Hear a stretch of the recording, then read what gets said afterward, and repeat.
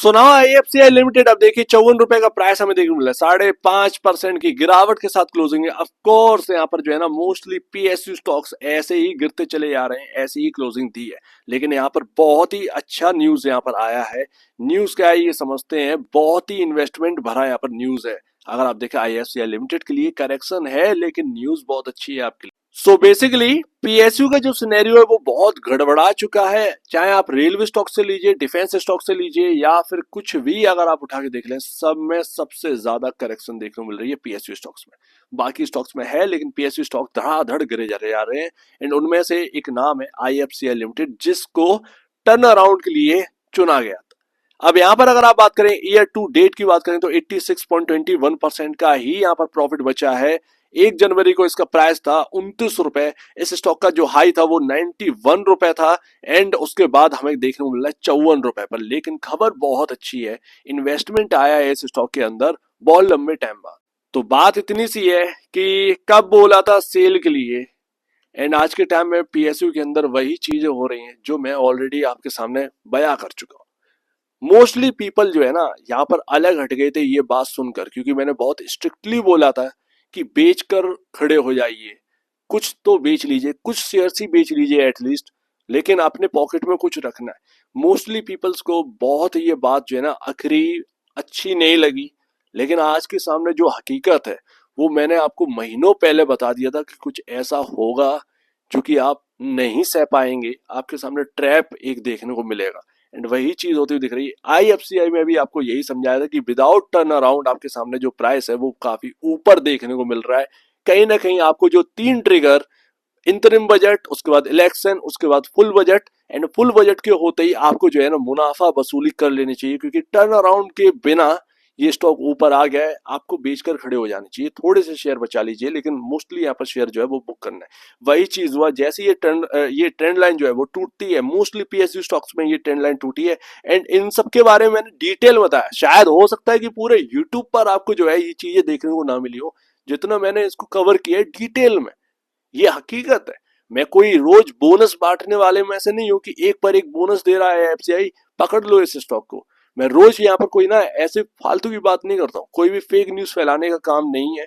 But मैंने आपके यहाँ पर जो है ना जो बात रखी वो एटलीस्ट वो सही होती हुई दिखी है, चाहे वो बाइंग से हो चाहे सेलिंग से हो। लेकिन अभी भी अगर आप देखें तो ट्रेंड लाइन अभी भी टूट गई है, एंड ये बहुत इंपॉर्टेंट ट्रेंड लाइन है जो कि टूटी है। एंड आज पहला दिन है इसके नीचे क्लोजिंग का। एंड आपका जो लेवल कल के दिन जो इंपॉर्टेंट रहेगा वो यही रहेगा कि 55 रुपए के ऊपर क्लोजिंग मिलना बहुत जरूरी है। लेकिन देखना ये जरूरी है कि 55 के ऊपर क्लोजिंग भी अगर मिल गई तो क्या ये 53 रुपए जो आज का लो लगा है, क्या ये दोबारा तो नहीं टूट रहा, क्या हम इस ट्रेंड लाइन के नीचे तो नहीं जा रहे। बहुत टफ टाइम है, बहुत टफ सिनेरियो आ चुका है आईएफसीआई लिमिटेड का, इवन पूरे पीएसयू पैक का।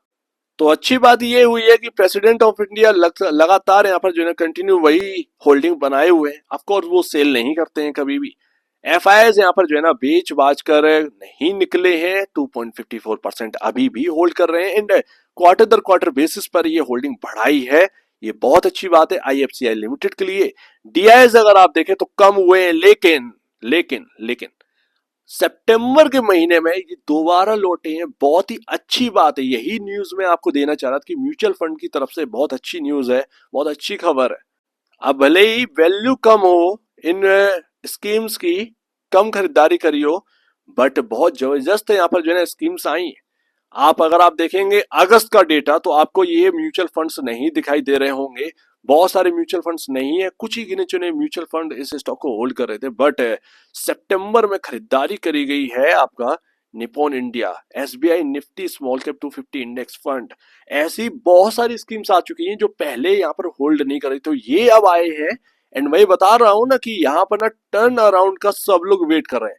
अब ये म्यूचुअल फंड घूम रहे थे राइट प्राइस के लिए, स्टॉक्स में राइट प्राइस आ चुका है। इंडेक्स वाइज भले ही गिरावट और ज्यादा हो जाए, 10% का यहाँ पर जो है निफ्टी क्रैश हो जाए, कोई दिक्कत की बात नहीं है। बट मोस्टली स्टॉक्स यहाँ पर अच्छे प्राइसिंग पर मिल रहे हैं, एंड म्यूचुअल फंड अब खरीदने के लिए जरूर आएंगे, ये एक बात है। एंड स्टिल अभी आईएफसीआई का यहाँ पर Q2 के नंबर्स की डेट नहीं आई है, बट अभी भी बता दूं कि ये बहुत ही हाई जो वैल्यूएशन है वो होल्ड कर रहा है। Price to book value 3.19 time है, जो कि काफी हाई वैल्यूएशन पर अभी भी है। स्टिल तो अगर ये ना ट्रेंड लाइन के नीचे जो आया है, ये अगर कवर नहीं कर पाया तो टक टक टक टक करके कैंडल्स और नीचे की बन सकती है और आपको गिरावट देखने को मिल सकती है।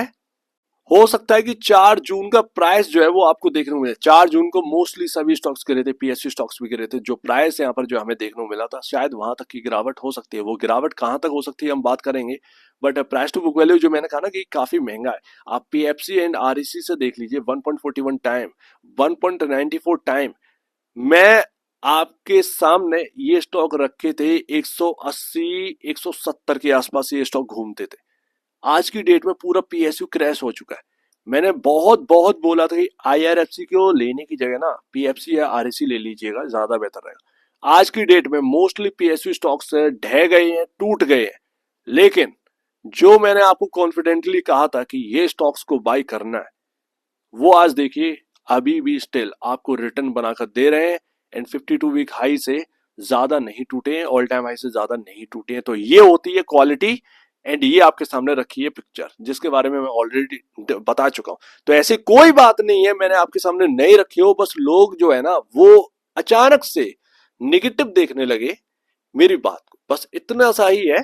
लेकिन मैं आपको ना आगे आने वाला फ्यूचर की बात बता रहा था कि ये हो सकता है एंड ये होकर रहेगा, क्योंकि आपका जो है ना फाइनेंशियल नहीं बदले, बस स्टॉक बदल गया, बस इतनी सी बात।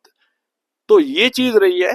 तो ये रहा आपके सामने क्वालिटी। एंड ये आपके सामने 42% का घाटे पर ये स्टॉक। एंड इवन आईएफसीआई में अभी मैंने ऑलरेडी आपसे कह दिया था कि ये ट्रेंड लाइन गई तो गई, एंड उसके बाद हट जाना है। अब इस प्राइस टू बुक वैल्यू को मैंने दिखाया, उससे आपको क्या समझ में आया? उससे ये समझ में आता है कि गिरने को तो यहाँ से और भी ज्यादा चांस है, हो सकता है कि 50% की और गिरावट आ जाए, कोई बड़ी बात नहीं। लेकिन मार्केट भगवान है एंड उसका यहाँ पर सहारा हमें चाहिए। हम प्ले कर रहे हैं इसको टर्न अराउंड के लिए कि कैसे भी कर इस कंपनी के फाइनेंशियल में टर्न अराउंड हो, कैसे भी यहाँ पर भारत सरकार इस कंपनी को चलाए एंड इसको आगे बढ़ाए। अगर ये होता है तो सो डेफिनेटली यहाँ पर जो है स्टॉक एक नंबर यहाँ पर रिटर्न देकर देगा। एंड आज की डेट में रिटर्न भी दे रहा है, रिटर्न बना हुआ है। बट अभी तक टर्न अराउंड का यहाँ पर जो है ना एक बात जो हमने कही थी वो अभी पूरी नहीं हुई, वो होना बाकी है। अभी Q2 के नंबर आने दीजिए, उसके बाद ही यहाँ पर बिलीव करिएगा कि टर्न अराउंड हो रहा है। टर्न अराउंड होना इतना आसान नहीं है, धीरे धीरे ही टर्न अराउंड होता है, राइट। तो अभी यहाँ पर इंतजार करना है। अगर आप देखेंगे तो यहाँ पर जो आपका 200 EMA टूटा है, जो कि लास्ट लेवल था, मैं ऑलरेडी डिस्कस कर चुका हूँ, ये पूरी बात मैं आपके सामने डिस्कस कर चुका हूँ। 57 पर था, 57, हम 57 से बहुत नीचे हैं, 53 रुपए 71 पैसे पर है ये बात।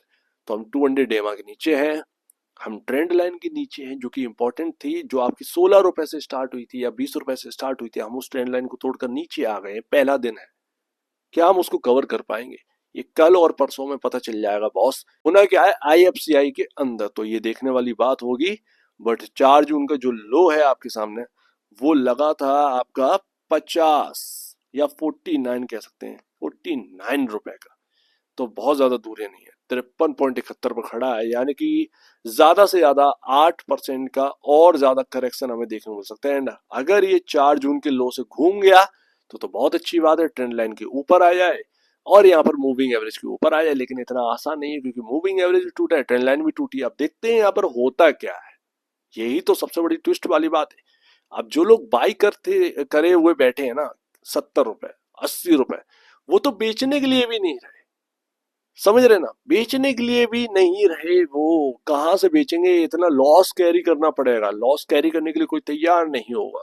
तो आपके पास बस इतना ही है कि आप नीचे आए और स्टॉक, तो आप एवरेज करिएगा। लेकिन अभी ये एवरेज करने की जगह नहीं है। अगर किसी को चाहिए ही है कि भैया मेरे को होल्ड करना है, तो आप जो और निचले लेवल अगर दिखे ना, तभी आप एक एवरेज करने की स्ट्रेटेजी बनाइएगा, उससे पहले कुछ नहीं। तो ये बात है।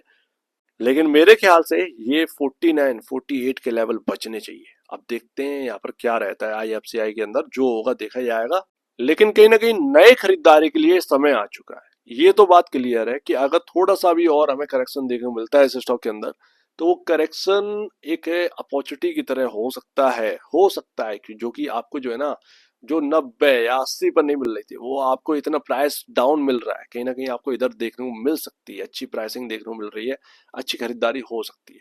तो अगर देखे 48 45 44, तो जैसे नए खरीदारी के लिए आप बैठे थे बहुत लंबे टाइम से, वो अब प्राइसिंग आपको देखने को मिल रही है। तो आप आगे बढ़ सकते हैं अगर आपकी इच्छा हो तो, क्योंकि पीएसयू स्टॉक्स हैं, 2 दिन रिकवर करेंगे, तीसरे दिन टूट जाएंगे, क्योंकि आपकी क्वार्टरली नंबर्स आने वाले हैं। नंबर्स बया करते हैं कि कैसे चलना है स्टॉक को। अब सीधी सी बात है, ट्रिगर तो रहे नहीं, अब नंबर्स के बेस पर चलना है, एंड वही इंपॉर्टेंट है। देखते हैं, बट मार्केट के अंदर ग्रोथ की अगर बात करें तो ग्रोथ तो कहीं भी नहीं है। ये अकेले का प्रॉब्लम नहीं है इसका, ये सभी का प्रॉब्लम है। तो एक बार निवेश से पहले या बेचने से पहले अपने ब्रोकर एडवाइस से जरूर सलाह लीजिए। खुद की स्टडी करें, उससे बेहतर कुछ भी नहीं है। खुद की स्टडी मस्ट है, तो आप दीजिए। बड़ी देखेंगे, बहुत धन्यवाद दोस्तों।